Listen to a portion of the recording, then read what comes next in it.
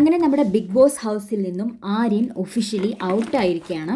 അടിപൊളി കണ്ടസ്റ്റൻ്റ് ആയിരുന്നു. പക്ഷേ ആര്യനെക്കാട്ടിലും ഡിസേർവിങ് അല്ലാത്ത ഒരുപാട് ആൾക്കാരുണ്ട്. ഇവിടെ നെവിനെ പുറത്താക്കായിരുന്നു. സാബുമാൻ അത്ര ഡിസേർവിങ് ആണെന്ന് തോന്നിയിട്ടില്ല.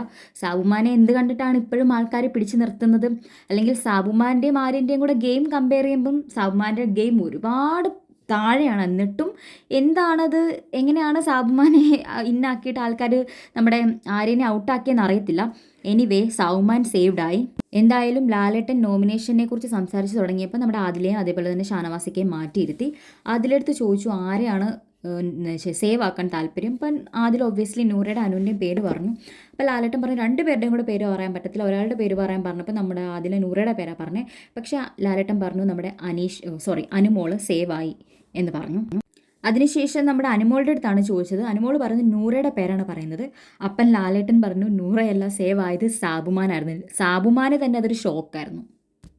അതിനുശേഷം നമ്മുടെ സാബുമാൻ്റെ അടുത്ത് ചോദിക്കുകയാണ്. സാബുമാൻ ആര്യൻ്റെ പേര് പറയുന്നു. അതേപോലെ അനീഷ് ചേട്ടനോട് അത്ര താല്പര്യമില്ല എന്നുള്ള രീതിയിൽ പറയുന്നു. ഇപ്പം ലാലേട്ടൻ പറയുകയാണ് എന്തായാലും അനീഷാണ് സേവ് ആയത് എന്നുള്ള രീതിയിൽ പറഞ്ഞിട്ട് നമ്മൾ അനീഷ് ചേട്ടനെ സേവ് ആക്കി. അതിനുശേഷം അനീഷ് ചേട്ടനോട് ചോദിക്കുന്നു. അനീഷ് ചേട്ടൻ പറയുന്നു ആര്യൻ അല്ലെങ്കിൽ നൂറ. അപ്പോൾ ലാലേട്ടൻ പറഞ്ഞു നൂറ സേവ് ആയെന്ന്. അങ്ങനെ നൂറയും സേവായി. സേവ് ആയതിനു ശേഷം നൂറയോട് ചോദിക്കുമ്പോൾ നൂറ പറയുന്നത് ആര്യൻ്റെയും അക്ബറിൻ്റെയും പേരാണ്. അപ്പോൾ ലാലേട്ടൻ അതിൽ നിന്നും ചൂസ് ചെയ്തത് അക്ബറിനെയാണ്. അങ്ങനെ അക്ബർ സേവായി. അങ്ങനെ ലാസ്റ്റിൽ വന്ന പേരെന്ന് പറഞ്ഞാൽ നമ്മുടെ ആര്യനും നെബിനുമാണ്. അവർ രണ്ടുപേരും ലാലേട്ടൻ അങ്ങോട്ട് മാറ്റിയിരുത്തി.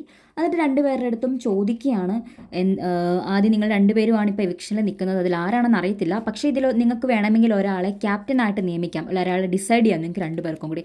അങ്ങനെ അവർ നൂറയെ ക്യാപ്റ്റനായിട്ട് ഡിസൈഡ് ചെയ്തു. നൂറ ക്യാപ്റ്റനായിട്ടില്ല, അപ്പം നൂറയെ അതിനുവേണ്ടി ഡിസൈഡ് ചെയ്തു. ഇപ്പോൾ ലാലേട്ടന് പറഞ്ഞു ശരിയാണ് നൂറയെ ആയിട്ടില്ല, പക്ഷേ അനുമോളും ആയിട്ടില്ല. ലാലേട്ടനത് അനുമോളുടെ കാര്യം വിട്ടുപോയതാണോ എന്താണെന്ന് അറിയത്തില്ല. അനുമോളെ ആക്കിയിട്ടില്ല, എന്തായാലും നൂറയുടെ കാര്യം പറയുന്നുണ്ട്. അതിനുശേഷം നെവിൻ്റെ അടുത്ത് എന്ത് തോന്നുന്നു എന്ന് ചോദിക്കുന്നു. ഇങ്ങനെ ചെയ്യാൻ പാടില്ലായിരുന്നു എന്നൊക്കെ ചോദിക്കുമ്പോൾ നെവിൻ അത് അക്സെപ്റ്റ് ചെയ്യുന്നു. അതുപോലെ ഷാനവാസിൻ്റെ ചെയ്തതും അഗ്രഷനായിരുന്നു, അങ്ങനത്തെ ഉള്ള രീതിയിലൊക്കെ നെവിൻ പറയുന്നുണ്ട്. അതേപോലെ ആര്യൻ്റെ അടുത്ത് ചോദിക്കുമ്പോൾ ആര്യൻ പറഞ്ഞു എനിക്കൊരു ക്ലൂവും ഇല്ല, ശരിക്കും പറഞ്ഞാൽ ഞാൻ എന്താ ചെയ്തത് എന്നൊക്കെ ഉള്ളതിനെക്കുറിച്ച് ഇപ്പോൾ ചോദിച്ചാൽ എനിക്കൊരു ക്ലൂവും ഇല്ല എന്നുള്ള രീതിയിൽ ആര്യൻ പറയുന്നുണ്ട്. അതിനുശേഷം ലാലേട്ടൻ നെവിൻ്റെ അടുത്ത് പറയുകയാണ് നെവിൻ സേവ് ആയെന്ന്. നെവിൻ കണ്ണും ഇങ്ങനെ മിഴിച്ചവിടെ നിൽപ്പുണ്ട്. നെവിൻ തന്നെ വിശ്വസിക്കാൻ പറ്റുന്നില്ല. നെവിൻ വിചാരിച്ചു എന്തായാലും ആര്യനാണ് കൂടെ, അപ്പം എന്തായാലും ആര്യൻ സേവ് ആകുമെന്നാണ് നെവിൻ വിചാരിച്ചത്. പക്ഷേ ട്വിസ്റ്റായിരുന്നു അത്. അൺഎക്സ്പെക്റ്റഡ് ആയിട്ട് അൺഫോർച്ചുനേറ്റ്ലി അത് നമ്മുടെ ആര്യനാണ് എവിക്റ്റ് ആയിരിക്കുന്നത്. നെവിൻ സേവായി. ആക്ച്വലി എനിക്കത് ഫെയർ ആയിട്ട് തോന്നിയില്ല. ആര്യനായിരുന്നില്ല എവിക്റ്റ് ആവേണ്ടത്. ഒബ്വിയസ്ലി അത് നെവിനോ സാബുമാനോ ആയിരുന്നു. എന്തുകൊണ്ട് ആര്യനെ എവിക്റ്റ് ആക്കി എന്നുള്ളതിൽ ഇപ്പോഴും കൺഫ്യൂസ്ഡ് ആണ്. ശരിക്കും ആര്യൻ ഒരു ടോപ്പ് 5 അല്ലെങ്കിൽ ഒരു ടോപ്പ് 7 അല്ലെങ്കിൽ ഒരു 6 അങ്ങനെയൊക്കെ ഡിസേർവ് ചെയ്യുന്നൊരു വ്യക്തിയായിരുന്നു. ആര്യൻ അവിടെ ഒരുപാട് നല്ല രീതിയിൽ ഗെയിം കളിച്ച് നല്ല രീതിക്ക് നിന്നൊരാളാണ്. എന്നിട്ടും ആര്യനെ എന്തുകൊണ്ട് കൺസിഡർ ചെയ്യാതെ നെവിനെ എടുത്തു അല്ലെങ്കിൽ സാബുമാനെ എന്തുകൊണ്ട് എടുത്തു എന്നുള്ളതൊക്കെ ഒരു ക്വസ്റ്റ്യൻ മാർക്ക് തന്നെയാണ്. എനിവേ അക്ബറിൻ്റെ കൂടെ നിന്നിട്ട് ഔട്ടായി പോയ ചരിത്രം ഉണ്ടല്ലോ, അപ്പം ആരെങ്കിലും ഔട്ടാവും. അപ്പം അങ്ങനെ നമ്മുടെ ആര്യൻ ഔട്ടായി, എല്ലാവരോടും യാത്ര പറഞ്ഞു. ആര്യൻ അങ്ങനെ ഇറങ്ങി പോവുകയാണ്. മീൻസ് യാത്ര പറഞ്ഞ് എല്ലാവരോടും ഫോട്ടോയൊക്കെ എടുത്തിട്ട് ഇറങ്ങി പോവുകയാണ്. അതിനുശേഷം ലാലേട്ടൻ്റെ അടുത്ത് ചെല്ലുന്നു.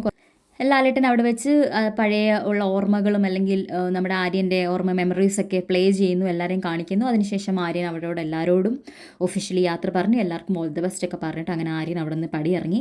അപ്പം എനിക്കിത് ഫെയർ ആയിട്ട് തോന്നിയില്ല. ആര്യൻ ആയിരുന്നില്ല എന്നാണ് എൻ്റെ ഒരു കൺക്ലൂഷൻ. അപ്പം നിങ്ങൾക്ക് എന്താ തോന്നിയെന്നുള്ളത് നിങ്ങൾ വീഡിയോയുടെ അടിയിൽ കമൻറ്റ് ചെയ്യുക. അതിനോടൊപ്പം തന്നെ ചാനൽ കൂടുതൽ വിവരങ്ങൾക്ക് അല്ലെങ്കിൽ കൂടുതൽ അപ്ഡേറ്റ്സിനായിട്ട് ചാനൽ സബ്സ്ക്രൈബ് ചെയ്യുക. അതേപോലെ ലൈക്ക് ചെയ്യുക, ഷെയർ ചെയ്യുക, കമൻറ്റ് ചെയ്യുക.